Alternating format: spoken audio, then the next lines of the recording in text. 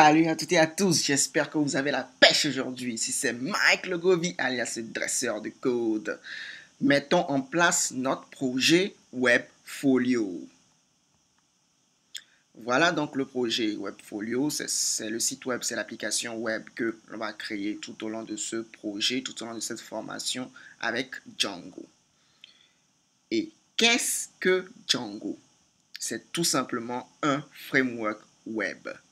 Alors, c'est quoi un framework tout d'abord?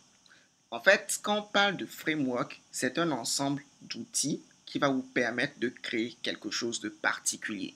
Donc, à chaque fois qu'on vous dit framework, dites-vous que c'est tout simplement un gros ensemble d'outils, une boîte à outils, au fait, que vous pouvez utiliser pour créer quelque chose. Et plus explicitement, quand on parle de framework web, c'est juste un ensemble d'outils, un ensemble de fonctionnalités, un ensemble de classes, un ensemble de librairies, un ensemble de méthodes qui va vous permettre très facilement de réaliser une application ou bien un site web. D'accord? Très bien. Maintenant, il faut savoir que quand vous parlez de framework web, eh bien, un framework web est fait à partir d'un langage de programmation particulier. Notamment, par exemple, au niveau de PHP, vous avez le framework web Laravel ou encore Symfony. Au niveau de Java, vous avez le framework web Spring Boot.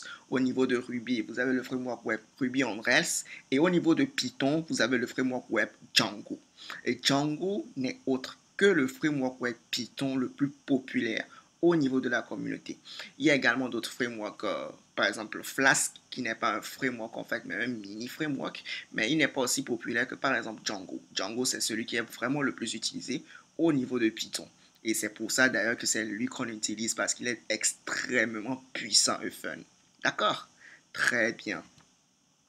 Maintenant, qu'est-ce que Django peut faire? Eh bien, beaucoup de choses. Il peut faire extrêmement énormément de choses. Et il a été créé pour rapidement livrer des sites web. C'est-à-dire, si vous avez un projet site web à rendre dans, je sais pas quoi, 2 jours, 3 jours maximum, croyez-moi, avec Django, ça va très rapidement, en un éclair, vous avez votre site web. Maintenant, avec Django, croyez-moi, vous allez pouvoir organiser de manière extrêmement professionnelle votre code source. Grâce à Django, vous allez pouvoir réussir l'authentification, notamment l'inscription de vos utilisateurs, leur connexion. Vous allez pouvoir simplement communiquer avec votre base de données grâce à l'ORM de Django, ORM qui signifie Object Relational Mapping. Vous allez pouvoir facilement envoyer des mails, vous allez pouvoir facilement stocker des fichiers grâce à Django. Et ça, c'est juste le strict minimum. Ça, croyez-moi, Django peut faire encore bien plus de choses. Trêve de bavardage, on va passer à l'installation. Comment est-ce que l'on va faire pour installer Django sur notre machine? Donc, comme vous le voyez ici, on va avoir notre ordinateur et on ne va pas installer Django au niveau de notre ordinateur directement. On va installer Django au niveau de ce que l'on appelle un environnement virtuel. Pourquoi est-ce qu'on ne va pas installer Django directement sur notre ordinateur? Eh bien, imaginez-vous que si vous travaillez par exemple avec Django, vous avez un projet avec Django et que vous voulez utiliser la version par exemple 2 et que vous installez la version 2 au niveau de votre machine. Maintenant que demain, vous avez besoin de faire un projet Django, mais utiliser la version 3, par exemple, actuellement la version 3 de Django est sortie, et bien si vous voulez faire encore cette installation-là, vous êtes obligé de détruire au fait la version précédente de Django que vous avez installée, la version 2, pour pouvoir en réalité installer la version 3 de Django. Si bien sûr vous avez fait cette installation-là directement au niveau de votre machine. Ou bien si un jour vous avez besoin d'utiliser la version 1 de Django, vous serez obligé encore d'écraser en fait la version précédente que vous avez déjà installée de Django. Par exemple, vous avez installé la version 2, vous allez devoir écraser cette version-là pour installer la version 1 pour pouvoir faire votre projet. Donc ça va faire que si vous avez par exemple 3 projets de Django, un projet avec la version 1, un autre avec la version 2 et un autre avec la version 3, eh bien, ce sera vraiment difficile au fait de switcher entre les différentes versions parce que vous avez tout simplement fait cette installation-là directement au niveau de votre ordinateur. Pour pallier à ce genre de problème, au niveau de Django, pour créer par exemple votre projet Django, vous pouvez d'abord créer ce que l'on appelle un environnement virtuel. On va le voir tout à l'heure comment est-ce qu'on le fait. On le fait tout simplement grâce à Python. Grâce à Python, on va pouvoir tout simplement créer un environnement virtuel, c'est-à-dire, disons, une sorte de boîte. Et dans cette boîte-là, on va pouvoir avoir tous nos outils spécifiquement pour notre projet. Et par exemple, on va pouvoir créer plusieurs environnements virtuels sur notre machine. Un environnement virtuel où on va pouvoir installer tout simplement la version 1 de Django, un autre où on va installer tout simplement la version 2 de Django, un autre où on va installer tout simplement la version 3 de Django. Et nous, on va utiliser la dernière version date de Django. Ne vous inquiétez pas, qui n'est autre que la version 3 actuellement. Et dans notre environnement virtuel, on va pouvoir avoir Python, on va pouvoir installer Django, mais pour pouvoir installer Django, on va passer par pip. Pip, c'est ce que l'on appelle un gestionnaire de dépendance. D'accord? Et pip, en fait, si vous avez la dernière version de Python actuellement, vous n'avez pas besoin de faire quoi que ce soit. Il a été déjà installé pour vous. Je vais pourquoi vous le prouver. Si je viens par exemple ici, au niveau de mon terminal, voilà. Étant donné que moi, j'ai une version de Python assez récente, je ne vais pas vous le prouver, je vais faire Python-version. Vous voyez que moi, j'ai une version Python 3.7.7. Donc, moi, j'ai une version assez récente de Python. Et si je viens, par exemple, je fais par exemple pip-version, vous allez voir, ici, il me sort que j'ai pip, la version 20.0.2. Donc, la version était un petit peu lent. Je pense que si je fais pip-v, oups, ou plutôt pip-grand V, voilà. Donc, vous voyez ici, j'ai le même résultat, mais avec pip-grand V, ça a été beaucoup plus rapide.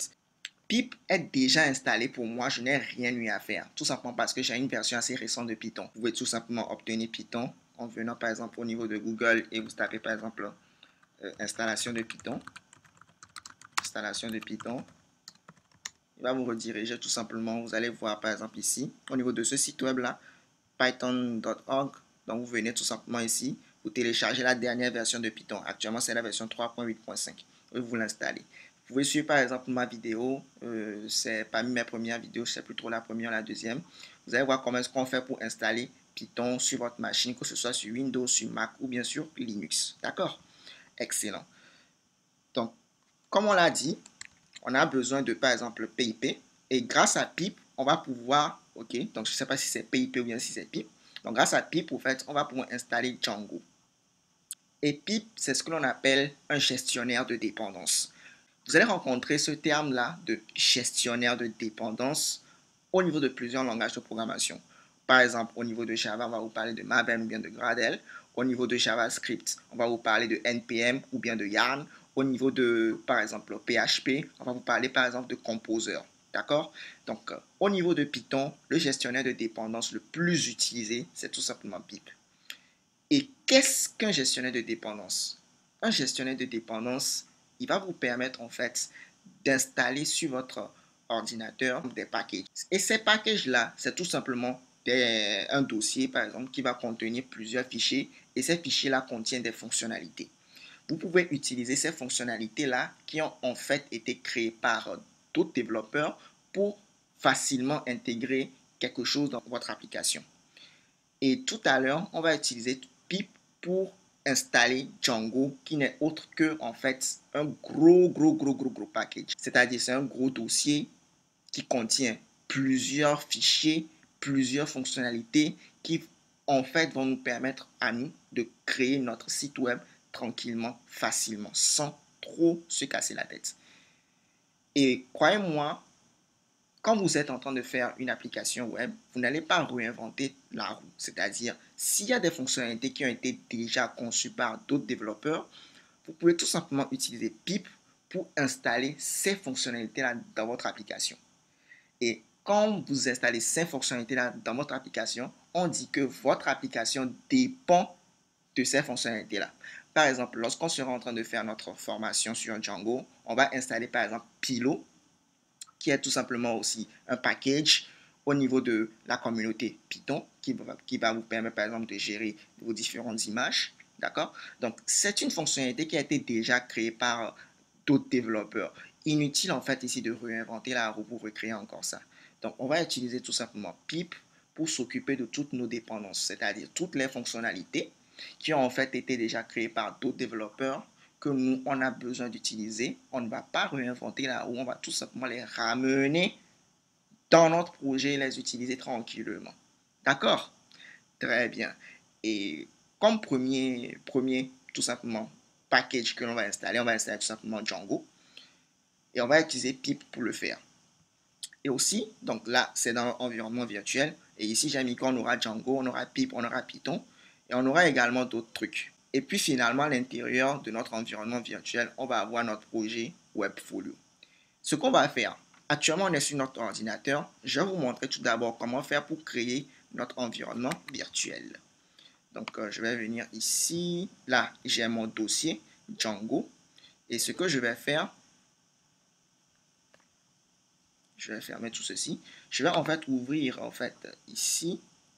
Je vais faire un nouveau terminal au dossier. D'accord? Voilà. Je fais ici un clear. Pour créer un environnement virtuel au niveau de Python, ce qu'on fait, je vais mettre ici Python. D'accord? Et je vais dire que Python, j'ai besoin du module. En fait, on va revenir à la notion de module, ne vous inquiétez pas. Mais j'ai besoin du module qu'on appelle VInf. Et ce module, en fait, voyez-le comme, disons, une grande fonctionnalité qui va vous permettre, en fait, de créer votre environnement virtuel.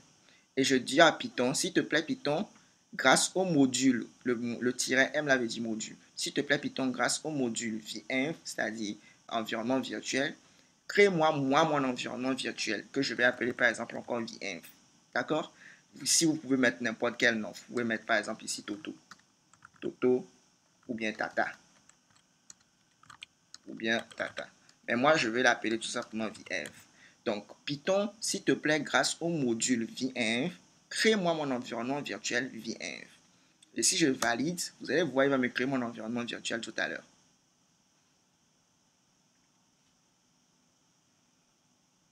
Vous voyez? Ici, il m'a bel et bien créé mon environnement virtuel. Pourquoi pas, on peut le prouver si je fais par exemple ls. Et vous voyez ici, il m'a bel et bien créé mon environnement virtuel. Je peux par exemple entrer dans mon environnement virtuel en faisant par exemple cdvinf. Donc en faisant ça, je suis rentré dans mon environnement virtuel. Et ce qu'il faut savoir, c'est que quand vous êtes dans un environnement virtuel, avant qu'il ne puisse fonctionner, vous devez d'abord l'activer. Comment on fait pour activer un environnement virtuel? Je vais vous le montrer. Je vais faire d'abord ici ls pour qu'on puisse voir à peu près qu'est-ce qu'il y a dans notre environnement virtuel. On peut voir que ici, il y a le dossier bin. Donc, pourquoi c'est un dossier? Je vais faire ls-al afin qu'on puisse voir. Vous voyez ici le D là, ici. Donc, quand on voit ici D, ça veut dire directory. Donc, bin, c'est un direct, c'est-à-dire un dossier. Include aussi, c'est un dossier. Lib aussi, c'est un dossier. Et puis, ceci, c'est pas un dossier, c'est un fichier. Très bien. Maintenant, comment on fait pour activer votre environnement virtuel? En réalité, à l'intérieur du dossier bin, qui est à l'intérieur de notre dossier VM actuellement qui constitue notre environnement virtuel, si je fais cd bin, je fais par exemple ici ls, vous allez voir ici, il y a ce activate là. En fait, ce qu'il va falloir faire, c'est tout simplement lancer cet exécutable-là. Et comment est-ce qu'on fait pour lancer cet exécutable? Donc, je peux tout simplement faire ici source et puis je fais activate. Donc, je lui demande au fait de m'activer mon environnement virtuel grâce à cette ligne de commande. Et si je valide, vous allez voir, mon environnement virtuel va être activé. Mais pour que ceci prenne effectivement effet, il faut que je me retrouve concrètement dans mon environnement virtuel. Actuellement, je suis au niveau de VInf. Et ce que je vais faire, je vais retaper source. Je vais dire que je vais activer ceci. Source bin slash activate. Voilà. Et actuellement, je suis dans mon environnement virtuel. Si je fais à partir de mon environnement virtuel source bin slash activate et que je valide, vous allez voir que maintenant j'ai le VInf. Vous avez vu? Maintenant ici, j'ai un VInf ici. Et quand vous voyez le VInf ici, ça veut dire que tout s'est bien passé. Vous avez réussi à activer votre environnement virtuel. Donc, comme vous pouvez le voir, tout à l'heure, on était dans le dossier bin. On a tenté de faire source activate. Il ne m'a pas activé cela parce que je ne suis pas directement dans mon environnement virtuel. J'étais dans le dossier bin. Mais une fois que je suis revenu dans le dossier VInf et que j'ai fait source bin slash activate, j'ai pu activer mon environnement virtuel. Donc, c'est quelque chose que je tenais vraiment à vous montrer pour que après vous ne vous mélangez pas les pédales. Donc, c'est comment? Source bin slash activate. Très bien. Et maintenant qu'on est dans notre environnement virtuel et que l'on l'a activé, on va pouvoir installer Django. D'accord? Alors, on va d'abord installer Django. Comment je fais pour installer Django? Ce sera très simple. On va taper par exemple pip, parce que pip c'est notre gestionnaire de dépendance. Et je vais mettre ici pip install et je vais mettre tout simplement Django. Je valide et vous allez voir, il a commencé à tout simplement télécharger en fait Django. Il est en train de télécharger Django et il va me l'installer tranquillement dans mon environnement virtuel, tout simplement. Voilà. Et une fois qu'il m'a installé mon Django, je vais pourquoi pas pouvoir faire un pip freeze. En faisant pip freeze, il va me lister en fait tout ce qui a été déjà installé au niveau de mon environnement virtuel. Vous voyez ici, il me dit qu'il a installé Django et avec la version 3. Donc tout à l'heure, vous avez dit qu'on va utiliser la version 3 de Django. Et vous voyez qu'il y a aussi d'autres trucs. Il y a le truc là et il y a également plein d'autres trucs qui sont actuellement au niveau de mon environnement virtuel. Ils ont été directement installés. Et pourquoi est-ce qu'ils ont été installés? Probablement Django, au fait, pour bien fonctionner, a besoin en fait de ces différents packages là également. C'est pour ça que le gestionnaire de dépendance là, il existe. Il va vous permettre d'installer par exemple votre package, mais s'il voit que votre package dépend d'autres packages également, il va en profiter pour les installer eux aussi également directement. Donc c'est là également tout l'intérêt d'un gestionnaire de dépendance. Ok, parfait.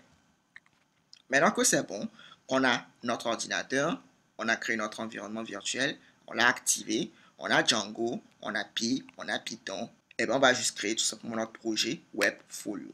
Et maintenant, on va se servir de Django pour créer notre projet Webfolio.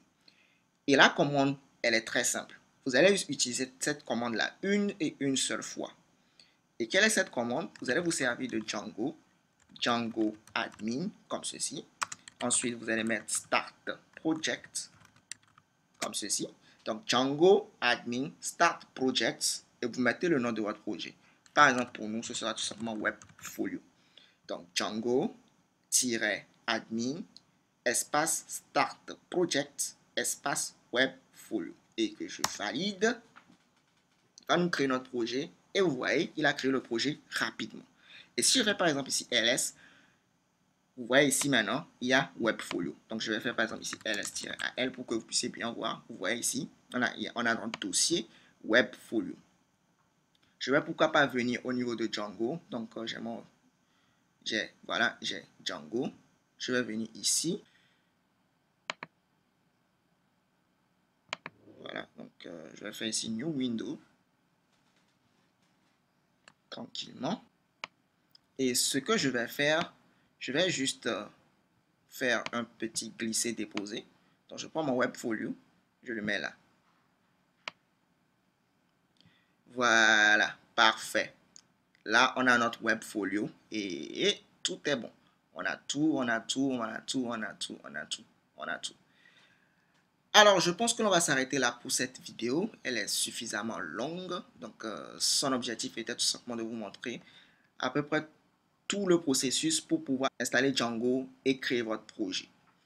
Je vais vous donner rendez-vous dans la prochaine vidéo où je vais vous expliquer pas à pas tous ces fichiers-là que l'on retrouve dans notre projet.